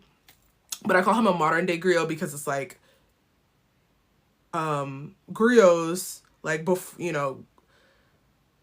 in the past, like past. I'm talking about before the European contact with America. Obviously, there were no films, there were no cameras, so I feel like he's modern in that sense. There are no cameras back then, so he's modern in that sense because he's using a different way to do it. But modern day griot is redundant. It's redundant. Saying griot is modern day is redundant. But yeah. So one thing I also want to like make clear is that like some of the comments that I was getting on my West African storytelling videos, and my Kisho Tenketsu videos is that like, I'm taking away, like he was like, the story is African American, and I acknowledge that. And like, oh, things can, like saying that like things can never just be ours. You have to attribute it to something else. And it's just like me talking about possible influences that he has on his work or connecting him to Africa is not me taking away from the Black Americanness of the story. It's just me pointing out a connection. One thing, me pointing out a connection or something or a pattern, something that I recognize, to me, in my opinion, doesn't change the culture, the Black Americanness of the film. Like me point, like, like it's still very much a Black American film. And Ryan points out that there is past, present, future within the film. And me saying that it might have Asian influences or it might have African influences doesn't take away from that. I think it makes it even better. He may or may not have these influences, but he's still his own person. Me saying all these things doesn't take away from Ryan's originality as a Black American film, auteur, that freaking word, auteur, or it doesn't take away from anything. Like, he's still very much Black American, and y'all have y'all own things, and you have your own originality, and you also have origins, in Africa. And I don't think it's bad to point that out. Or you might have influences in the East or because the East or whatever. Or you might not. But either way, I'm still giving Mike his flowers. Excuse me. I still give Ryan his flowers. He's still his own thing. Like, the story is very much like, this is a Black American film, which is fine. And I feel like a lot of people felt like I was taking away from him by saying that he has influences or he may have influences or comparing. And it's just like, no. I'm just pointing out a pattern. Like, one thing doesn't take away the other. I don't know if I'm making sense by right now what I'm saying, but I really wanted to address that because I just felt like I was being accused of things that just wasn't the reality. Like, a lot of people felt like they could relate to it. Like, me finding a way to relate to it doesn't take away from what it is. If you know what it is at its core, then like the comparisons can never take away. I don't think comparison cannot steal unless you let it. And I do not have the power to take away what Sinners is at its core. I don't. I do not have the power to take away what Sinners is at its core. I don't. Yeah. Yeah. But anyways, I'm going to get back to the characteristics of griot, West African storytelling. Because I acknowledge that Sinners has multitudes,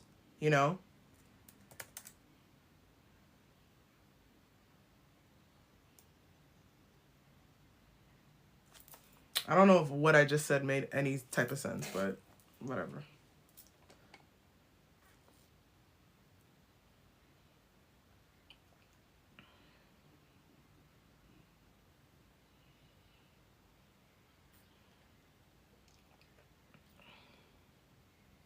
All right, cool. Thank you, Alex, for saying that. I'm trying to find my notes. You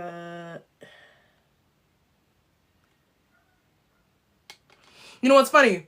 Griots are also musicians who use a kora, which is a string instrument, and Sammy would be like the griot of the story, you know, outside of Ryan, being the griot of whatever, I don't know, being like the main griot, whatever.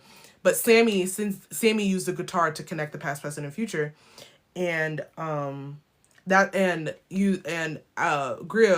in Africa will use a kora, which is like also a string instrument with like 3 strings on it.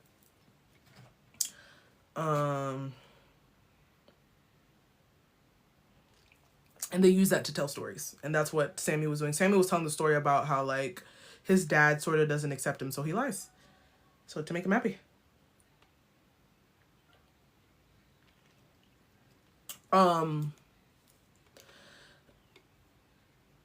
This griots can also be healers, right? They can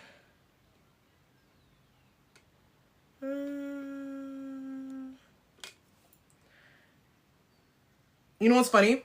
Griots can also travel to tell stories. And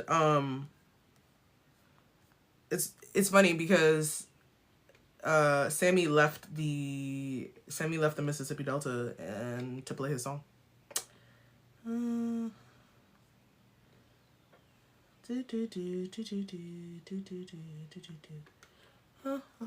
There's a kora in the Sinner's intro too. At least it looks like a kora. I can't be sure. Maybe I need to just watch that intro. Cause I think that, you know what's funny? Black Panther is supposed to be like a love letter to like Africa by an African American, but I think Sinners is a better representation of that. It's a better representation of Africa than Black Panther is. Funnily enough. You must have been asleep. Wow, that's crazy. That is crazy. That's crazy. I've only seen Sinners once, but you see how much commentary I can pull from only seeing it once? Only seeing it once. You just trying to make fun of me. I was not asleep. I needed subtitles because I couldn't hear it. I needed subtitles.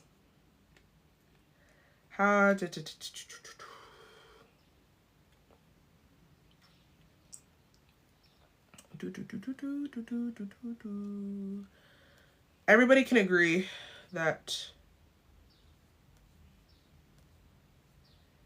yeah, need subtitles.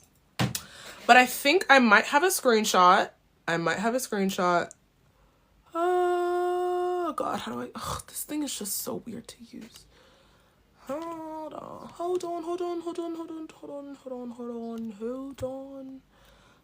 on, my love. Screenshot.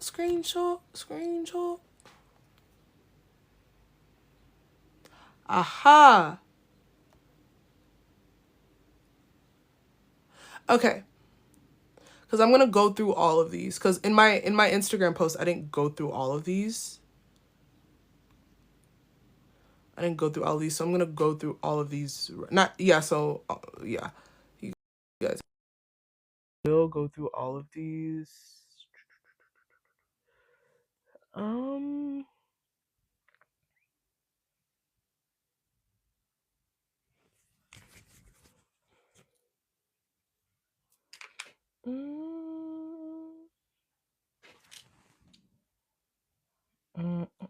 Excuse me.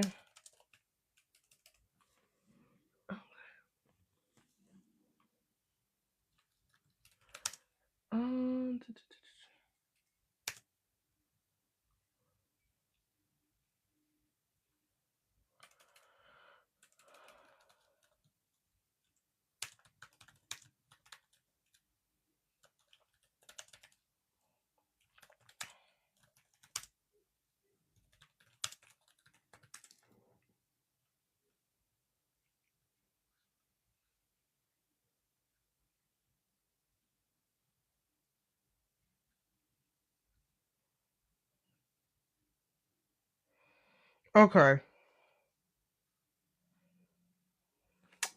All right. Okay. So I'm going to go through the different I'm going to go through the different characteristics of being a griot, and I'm going to show you guys how Ryan Coogler embodies this through Sinners. Okay. So griot, being a griot is oral tradition. And griot is so Sinners is told through an audio visual medium. And then at the beginning of Sinners, you have Annie who is telling you a story through visual aid. She's like narrating through visual aid with visual aid. Um so there you have oral tradition covered, right? You also have community involvement. So this is how you engage the audience. So this is a little bit different because if this was like a play, then yes. If Sinners was a play, a lot of people were saying that Sinners should be turned into a play, and I would see Sinners on Broadway. Oh my god, Sinners off Broadway, I would see it. I would definitely see Sinners as a play. Sinners could absolutely be a stage play. But yeah, let's get Ryan and Tony. No, I'm just kidding. So I would say community involvement is a little bit less in Sinners because it's like there's no call and response that you can really do through a movie. Um, but I would say because like when grills are doing call and response, they're literally talking to you, and there's no fourth wall breaking in this movie. So like grills when grills are sitting down at the fireplace or whatever and they're telling that campfire story, they're literally talking to you, talking to the audience. And Ryan Coogler cannot literally do that. So I would say that part of this isn't included. But it doesn't mean he's not a griot. He is. So there's also proverbs within these stories. There's definitely a couple proverbs in Sinners. I would say one of them would be Stack saying the racism is basically the same in Chicago, but it's just like racism with tall buildings. So that's a proverb. Um, Another one would be Annie saying, "I'm not taking your blood money." So like, not all the proverbs are literal. Some of them you can like infer like the proverbs through it, but he's just like, oh, she says all money ain't good money. I think that's what she says. All money ain't good money. That's why she refused to take Smoke's money. Um, Moral lessons. So there's so many moral lessons within Sinners, and lessons. So there's so many moral lessons within Sinners, and I think within Sinners is that like the devil knows the Bible too, and sometimes you've got to be the one to save yourself, not the Bible. And I know some people might take offense to that, but what I mean is that like Lucifer fell from heaven. Lucifer knows the Bible, you know. Lucifer knows the Bible just as well as you do if you know the Bible. So like when Sammy started saying "Our Father" and Sammy started and then Remick started speaking it too, there was no surprise. Like you gotta save yourself with the tools that God gave you, and one of the tools that God gave you was that damn guitar. So get to swinging. So when he smashed him over the head with that guitar, I was screaming in the theater because he was taking way too long. I said that, and when I realized that the little silver thing, it was real silver. I was like, woo! And then also his family saving him, and it's just like God will save you, but like literal, you can't just speak the Bible. You literally can't. You can't just speak the Bible. You have to act it. You have to experience it. You can't just be like, you can't just wait for God to save you just because you said a few Hail Marys, a few Our Fathers. No, use what God gave you to save yourself. God gave him that guitar. That guitar is made of wood. Stab that vampire. Okay. Next is rhythm and music. We already went through that, so we don't gotta go through that again. Nature and animals. Nature and animals is used to tell the story in Sinners. I think there's a little bit of symbolism here, especially with the snake that appeared when they went and got the car. You have the snake. Stack, I think Stack passes the knife to uh to Smoke. Oh my god, the twins. Michael B. Jordan passes the knife to Michael B. Jordan, and he stabs the snake. So there's a little bit of like, if you want to take it back to the Bible. So if you want to take it back to the Bible, you have that obviously Garden of Eden, a literal snake in their place of business. Huh. And I think somebody mentioned like vultures um around the house where Remick first shows up. But yeah, there's definitely a little snake, little symbolism in there. Myth and magic, again, going back to Annie, hoodoo. Um Hoodoo is real, by the way. Like hoodoo is real. What they do is real. Like to me, the way that I see it, I don't see magic as something that is made up like superheroes, like doing jutsus or whatever like that. Magic is real to me. So me calling hoodoo myth and magic is real to me.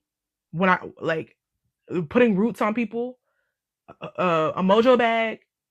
When he took, oh, I think earlier I called his mojo bag a root. I don't know if that's accurate, but yeah, the mojo bag, doing all that stuff. To me, that's real like magic is real. Like hoodoo is real to me. So me calling hoodoo magic is real to me. Like I believe in magic. Like I don't think it's fake. Me calling it magic does not mean me calling it fake. That's what I'm trying to say. I believe it's real. Like hoodoo. I know hoodoo is African American. Voodoo is West African. I believe it's real. Anyways, so her put the mojo bag, even though the mojo bag didn't work on the child, the hoodoo didn't work on the child, and then everything that Annie learned so they could defeat the vampires. Humor. We talked about humor. Now we cousins. Now there's Jim Crow. Yeah, repetition. Repetition to emphasize points. When my father was telling me the different stories, Cameroonian stories, they're gonna repeat the point so many times until you get it. That's the thing about Sinners. I mean, that's the thing about like storytelling from a griot. They're gonna repeat the point until you finally get it. I would say in Sinners, repetition shows up.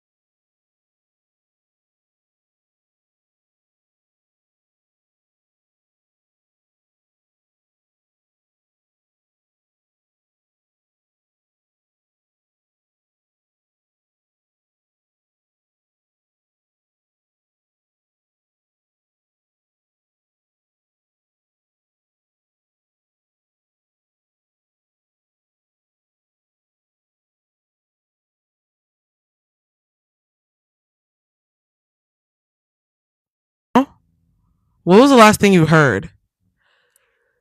What was the last thing you heard? Hold on. Can I comment on my own thing? Hold on. My mic was dying. Can you hear me now? Can you hear me now? Okay. My mic is dying, so I think that's what it was. What was the last thing you heard? Because then now I have to go through it.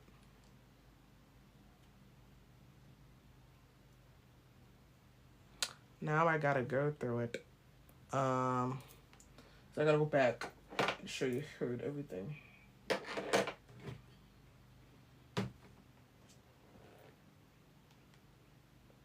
My focus is bad. I'm afraid I couldn't tell you.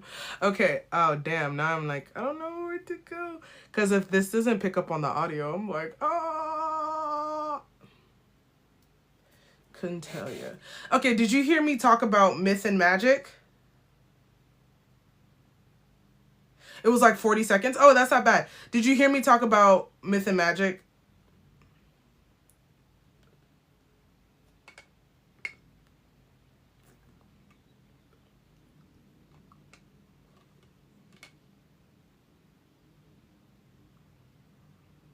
Oh, voodoo and hoodoo. Okay, good. So you saw me talk about voodoo and hoodoo. So basically, I believe hoodoo is real.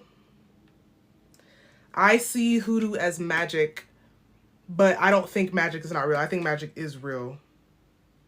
And me saying hoodoo is magic doesn't mean I don't think it's not real. I think magic is real. That's me, though. After that, humor. There's humor in, obviously, when Remick goes like this. So there's humorous moments in the story. Nah, it's Jim Crow. Nah, we cousins. Those parts of the movies are really funny. Boyfriend, get the fuck out of my face. That part was really funny. I beat every bitch in here. Crazy, right? Let's see. Symbolism. Again, symbolism. Adam and Eve. You have the snake, Garden of Eden, Lucifer, snake in their establishment. Dramatization. The story is heavily dramatized. Historical context. There is historical context put into it. I feel like that's self-explanatory. Local dialect. Local dialect is used. Annie used Louisiana Creole to talk to Smoke. Remick, unfortunately, was speaking Cantonese.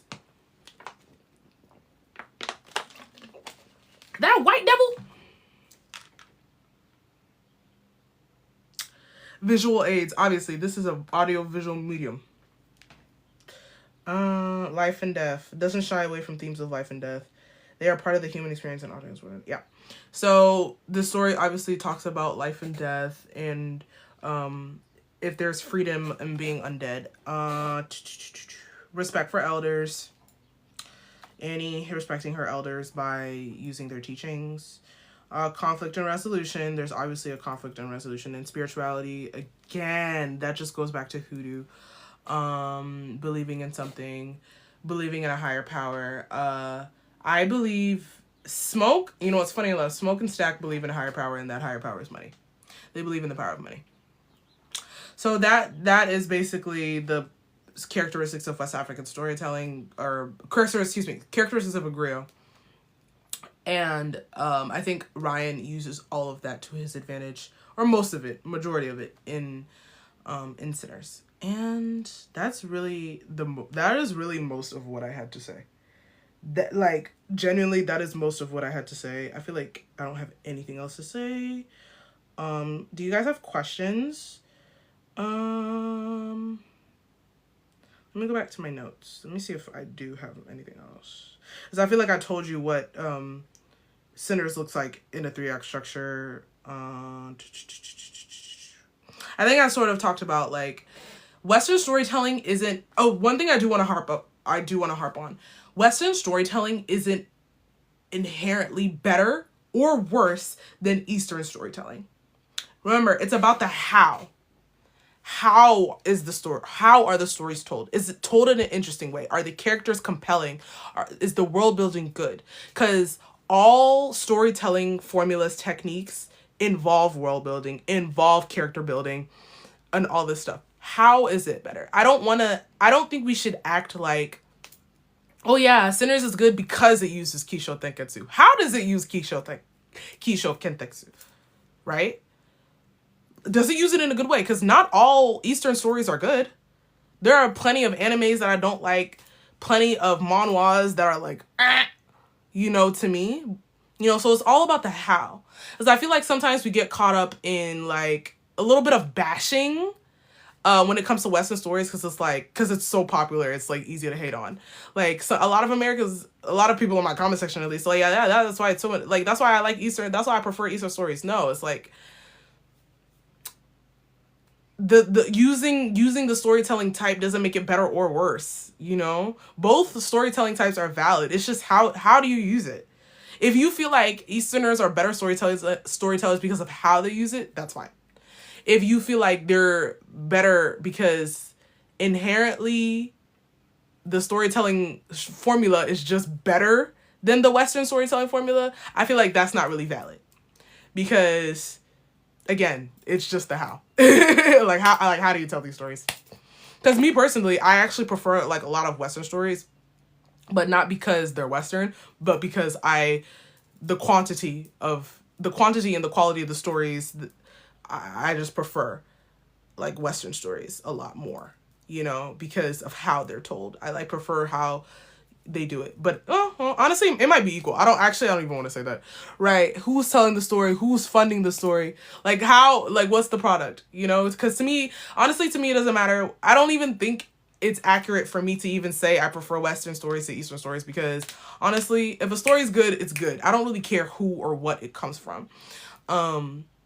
A story is not better because it's Western or it's Eastern. That's basically all I'm trying to say. And I feel like a lot of people were getting caught up in comparing Western and Eastern stories in my comment section. And I feel like we're missing the forest for the trees, you know? I don't really understand that quote, but I'm using it because other people get it. And it's like, no, like, is the story good at the end of the day, you know? I feel like I made my point. I don't need to say anything about that more. Yeah, Western storytelling isn't bad because it's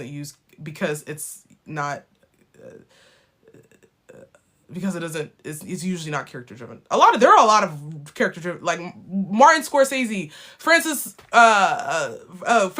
Ford Coppola, Jordan Peele, Nia DaCosta, Quentin Tarantino. So many character driven stories by Western directors. So many.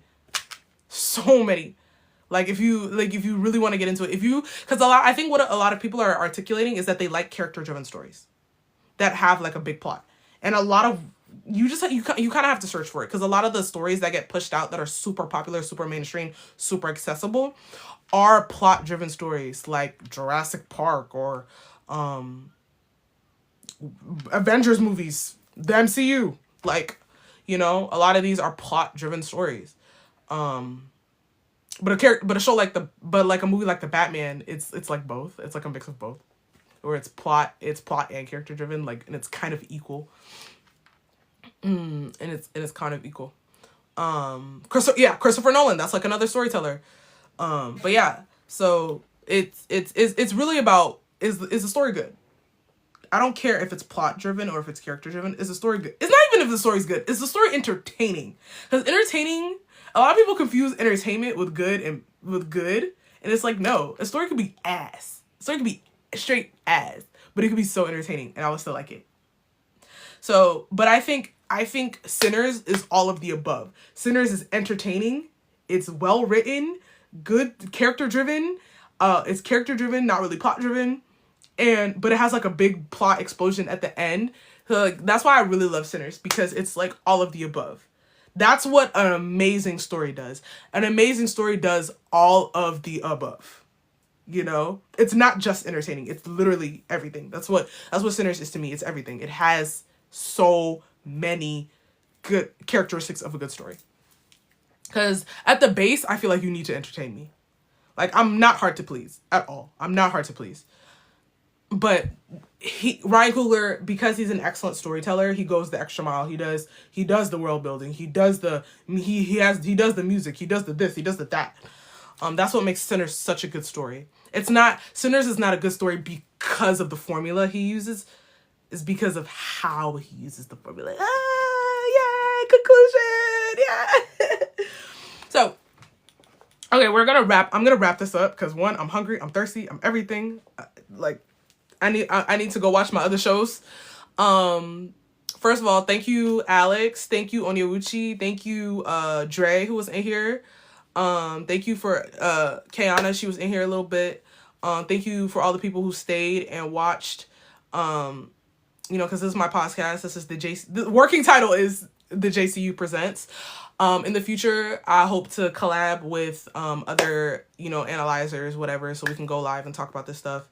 And I also hope to interview, because my goal is, like, I want to be not just a celebrity interviewer, is because it's really not about celebrities. I want to interview people, creators big and small. It's not really about celebrities. I honestly want to interview, like, the storytellers, like people like Ryan Coogler. I know he's technically a celebrity, but, like, I want to interview people like Ryan Coogler. I want to interview people who are behind the scenes. Like, yes, like, hell yeah, let me get a Michael B. Jordan interview. Like, I'm not going to deny that. But I really want to interview the people who are, like, the brains behind the operation, which is Ryan Coogler. And I also have I'm doing an interview tomorrow. I'm doing I don't want to say this is my first, because I've interviewed people before, but we'll just say I'm doing my first interview as an entertainment journalist, because that's basically what I am. I'm doing my first interview as an entertainment journalist for a small filmmaker who is a Bison, Howard University Bison. And he created a show called, I think it's a 13 episode show called Hoodie Season. And it's about dating, situationships, navigating life at an HBCU culture. And he calls it the crossover between, like, Abbott Elementary and Insecure, but it's, like, its own thing. His name is Bavo. He's here. He actually, like, popped in here for a little bit, but only I can see that. But I think, no, maybe you guys can see it too. But he popped in here for a little bit, and I'm gonna interview him tomorrow. I'm not going to interview him live. I don't think I can, but I will interview him via Google Meet, and I will put it on my Substack and my YouTube. So the link to my Substack is in my bio. I need to just put the link.